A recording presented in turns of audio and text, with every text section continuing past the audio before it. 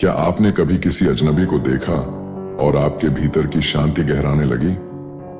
न परिचय था, न इतिहास, फिर भी कुछ था जो आपकी आत्मा चुपचाप कह रही थी, मैं इसे जानती हूं। यह पहली नजर में प्रेम नहीं था, यह पहली नजर में मौन आत्मीयता थी। क्या यह केवल एक भावना थी या फिर ईश्वर की कोई गुप्त योजना? बिली ग्रेहम कहते हैं, God doesn't just guide your steps, He also guides your connections. यानी जो आत्माएं मिलती हैं, वे महज संयोग नहीं होती, उनमें परमेश्वर की योजना गुप्त रूप से सक्रिय होती है। बाइबल कहती है, Before I formed you in the womb, I knew you. अगर ईश्वर हमें गर्भ में रचने से पहले जानते थे, तो क्या यह संभव नहीं कि उन्होंने हमारी आत्मा के साथी को भी उसी समय रचा हो? अब शुरू होती है वह यात्रा, आत्मा की उस आवाज की ओर। कई बार हम किसी से मिलते हैं और समय जैसे थम जाता है। मन सवाल पूछने के लिए तैयार रहता है, लेकिन आत्मा पहले ही उत्तर दे चुकी होती है। वह व्यक्ति जिसे हमने पहली बार देखा, फिर भी उसकी उपस्थिति में कुछ टूटा नहीं, बल्कि कुछ जुड़ गया। क्या यह भ्रम था या किसी पुराने आत्मिक वचन की पूरी होने की घड़ी?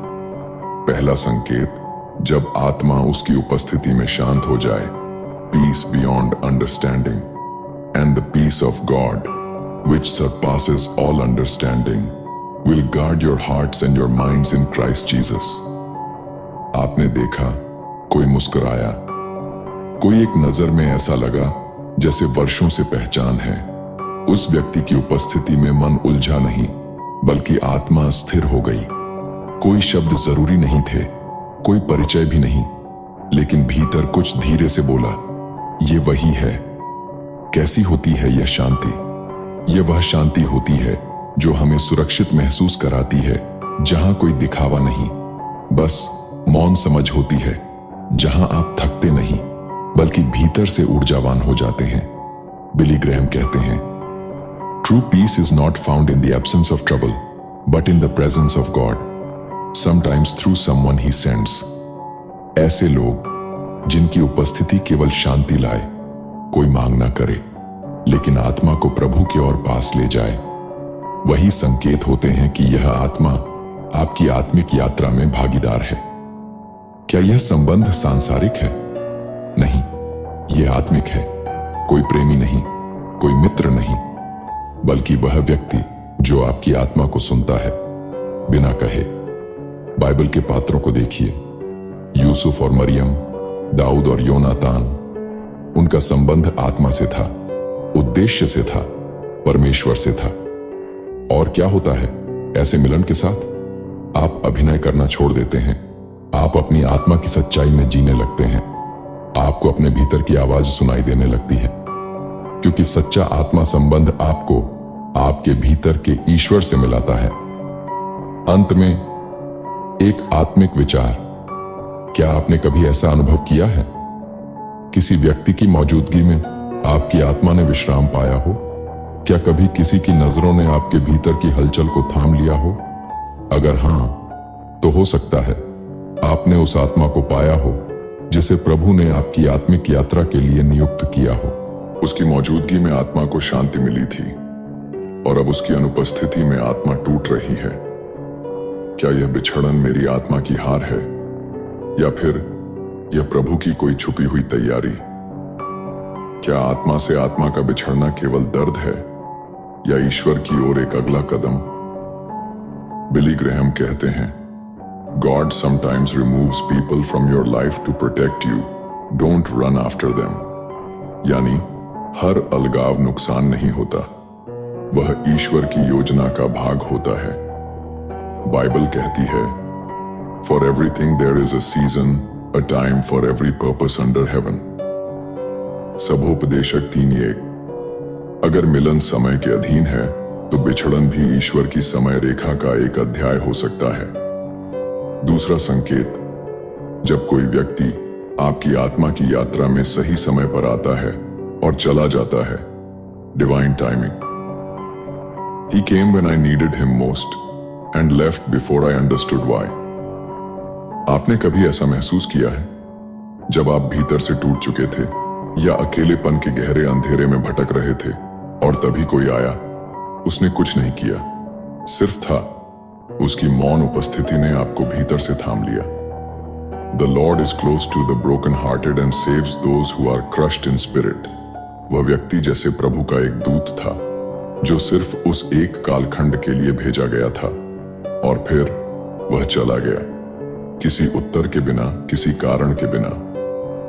क्या वह बिछड़न असली थी या ईश्वर की कोई गहराई? बिली ग्रैहम कहते हैं, When God wants to grow you, He removes your comfort and sends challenges to build your soul। कभी कभी वह व्यक्ति हमें ईश्वर के करीब लाने के लिए आता है और उसका जाना हमें अंदर की खोज में धकेल देता है। हम उस समय उसे रोते हुए देखते हैं, पर ईश्वर मुस्कुरा रहे होते हैं क्योंकि वो जानते हैं यह दूरी आत्मा को परिपक्व बनाएगी। कैसे पहचाने कि यह डिवाइन टाइमिंग है? वह व्यक्ति बिल्कुल सही समय पर आया। जब आपकी आत्मा चीख रही थी, उसने आपको प्रभु की याद दिलाई, बिना उपदेश, बस अपनी मौन उपस्थिति से। और जब उसने आपकी आत्मा को स्थिर कर दिया तो वह चला गया। The steps of a good man are ordered by the Lord।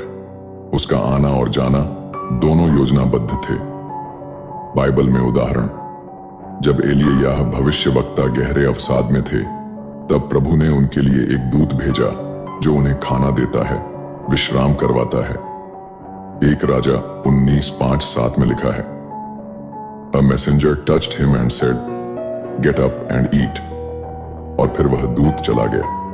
वह व्यक्ति हमेशा साथ नहीं रहता, पर वह उस समय आता है जब आपकी आत्मा ईश्वर की छाया तक पहुंचना चाहती है। बिछड़न का दर्द आत्मा की परीक्षा नहीं, आत्मा की दिशा होती है। आप रोते हैं क्योंकि आप प्रेम करते थे, आप तरसते हैं क्योंकि आपने आत्मा से आत्मा को छुआ था।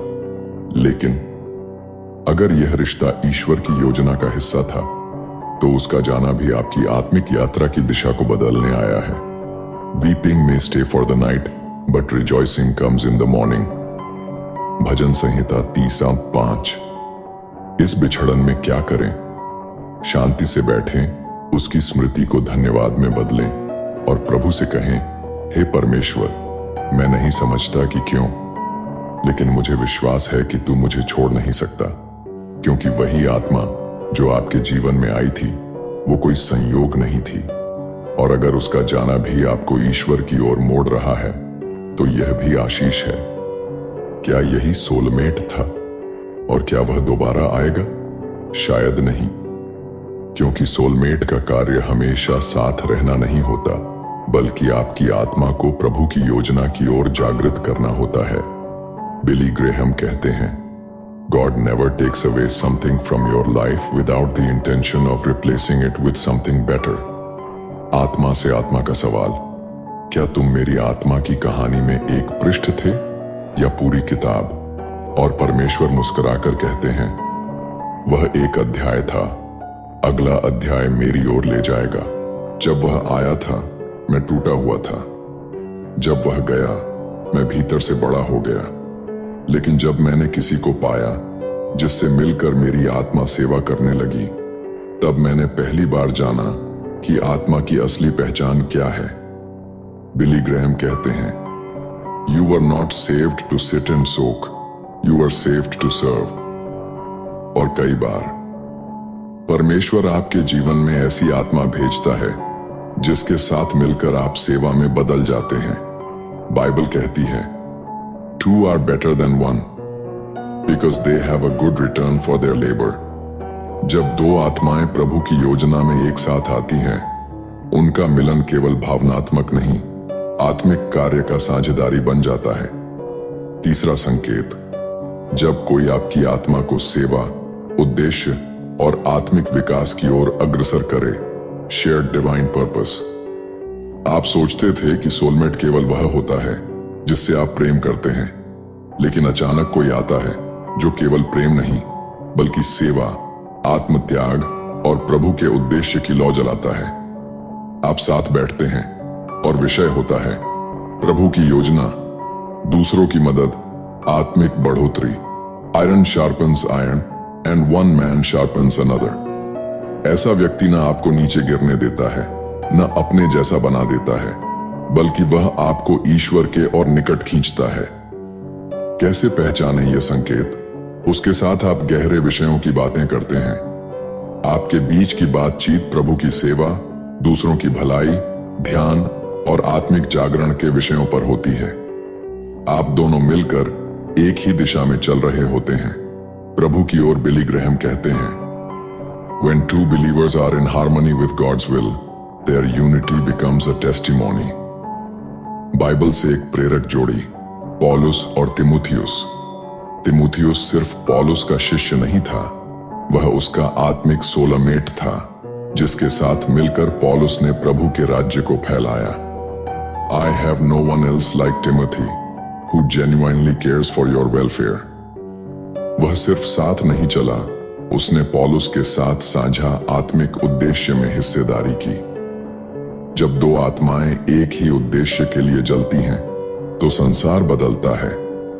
आप थकते नहीं, आप एक दूसरे को ऊपर उठाते हैं, और सबसे अहम, आप प्रभु की महिमा के लिए एक संग काम करते हैं। Let your light so shine before others that they may see your good works and glorify your Father in heaven. ऐसे रिश्ते असाधारण होते हैं, वे आपको आपके कर्म और ध्यान की ओर मोड़ते हैं। वह साथी आपको सिर्फ प्रेम नहीं देता, वह आपको दिशा देता है। वह आपको कहता है, तुम सिर्फ एक जीवन जीने के लिए नहीं बुलाए गए हो, तुम बुलाए गए हो एक उद्देश्य पूरा करने के लिए। क्या यह भी सोलमेट हो सकता है? हाँ, सोलमेट हमेशा रोमांस में नहीं होते, वे मिशन में भी होते हैं। बिली ग्रेहम कहते हैं, Some people God sends not to romance you, but to awaken your calling. क्या आपने ऐसा साथी पाया है जो आपके विचारों को प्रभु की ओर मोड़ता है, जिसके साथ मिलकर आप दुनिया नहीं, आत्मा को बदलना चाहते हैं, जो आपको उस मार्ग पर खड़ा करता है जहां केवल प्रभु की आवाज होती है? अगर हां, तो आपने सोलमेट को पा लिया है। वह सोलमेट जो आपको उद्देश्य देता है, आत्मा से आत्मा की पुकार, मैं तुम्हारे साथ केवल समय बिताना नहीं चाहता, मैं तुम्हारे साथ प्रभु की योजना को जीना चाहता हूं। अब आगे क्या में हम जानेंगे अंतिम 3 संकेत, और साथ ही जब आत्मा आत्मा को पहचानती है तो वह उसे कैसे संभालती है। कभी कभी आत्मा किसी सवाल को बार बार दोहराती है, क्या वही था मेरा सोलमेट? और जब सब जवाब थक जाते हैं, तब एक मौन उतरता है, जो आवाज नहीं लेकिन सत्य होता है। यह वह उत्तर होता है जो दिल में उतरता है और आत्मा से कहता है, हाँ वही था, लेकिन उसका कार्य अब पूरा हो गया है।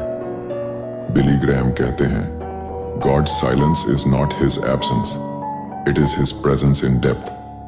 जब परमेश्वर मौन होता है, वह जवाब नहीं रोकते, बल्कि उत्तर को आत्मा के भीतर से जन्म देते हैं। 4.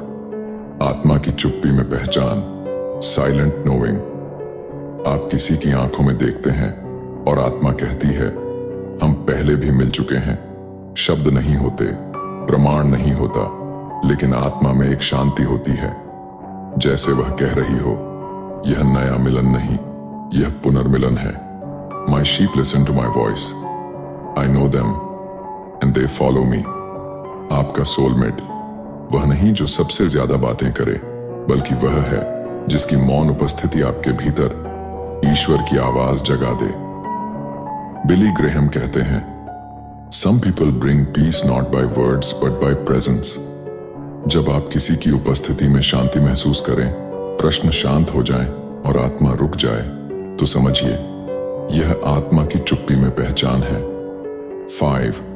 आत्मा को ऊंचा उठाने वाला संबंध, सोल एलिवेटिंग कनेक्शन।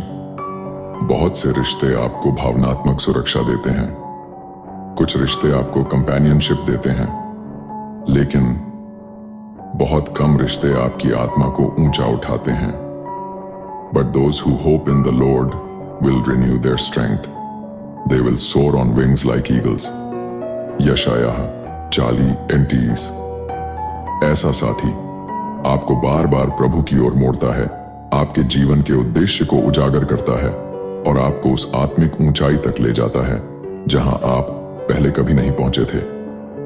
बिली ग्रैम कहते हैं, the highest form of love is not to possess but to uplift. अगर कोई रिश्ता आपके भीतर की लौ को और प्रज्वलित करता है, आपको प्रार्थना की गहराई में खींचता है और सेवा की प्रेरणा देता है, तो वह सिर्फ साथी नहीं, वह आपकी आत्मा का सहयात्री है। 6. आत्मा को प्रभु से जोड़ने वाला अंतिम संकेत, डिवाइन कंप्लीशन। सोलमेट वही होता है जो आपको पूरा नहीं करता, बल्कि प्रभु की ओर पूरा ले जाता है। He must increase, but I must decrease।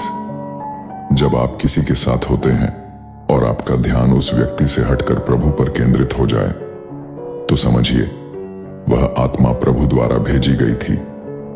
Bible से सबसे सुंदर उदाहरण मरियम और एलिजाबेथ। जब मरियम यीशु को गर्भ में लेकर एलिजाबेथ से मिलती है, तो एलिजाबेथ के गर्भ में यूहन उछल पड़ता है।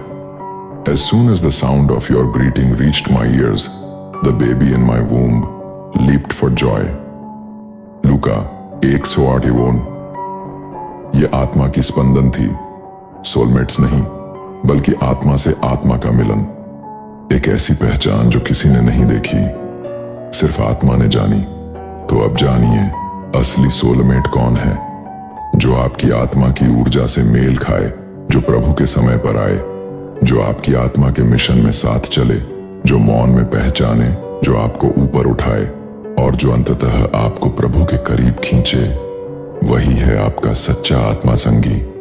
बिली ग्रेहम अंत में कहते हैं, your soulmate is not the one who completes you, it's the one who pushes you closer to God. अगर आपने इस यात्रा में खुद को पाया है, तो यह कोई वीडियो नहीं था, यह आपकी आत्मा का मिलन था प्रभु की योजना से। अब हमारी आत्मिक अपील, अगर इस आत्मिक यात्रा ने आपके हृदय को छुआ हो, अगर आपने भी कभी किसी आत्मा को इस तरह पहचाना हो, तो कृपया इस वीडियो को अपने परिवार, मित्रों और उन आत्माओं के साथ साझा करें जो सच्चे आध्यात्मिक संबंध की तलाश में हैं। यह सिर्फ एक वीडियो नहीं, यह एक आत्मिक यात्रा, एटमिक यात्रा है। कमेंट करें, क्या आपने कभी किसी व्यक्ति में आत्मा का यह कंपन महसूस किया है? लाइक करें अगर आपकी आत्मा ने इन शब्दों को सत्य माना। और हां, अगर आप चाहते हैं कि आपके जीवन में आगे भी ऐसे शांत, गहरे और परमेश्वर से जुड़े संदेश आते रहें, तो कृपया यीशु की सोच चैनल को सब्सक्राइब करें। अंतिम प्रार्थना। हे परमेश्वर, जो आत्मा आज यह वीडियो देख रही है, यदि वह अपने जीवन के सच्चे आत्मिक साथी की तलाश में है, तो तू उसे पहचानने की शक्ति दे। और यदि वह साथी आ चुका है, तो तू उन्हें अपने उद्देश्य की ओर एक साथ ले चल। शांति दे, प्रकाश दे और आत्मा को ऊंचा उठा। आमीन।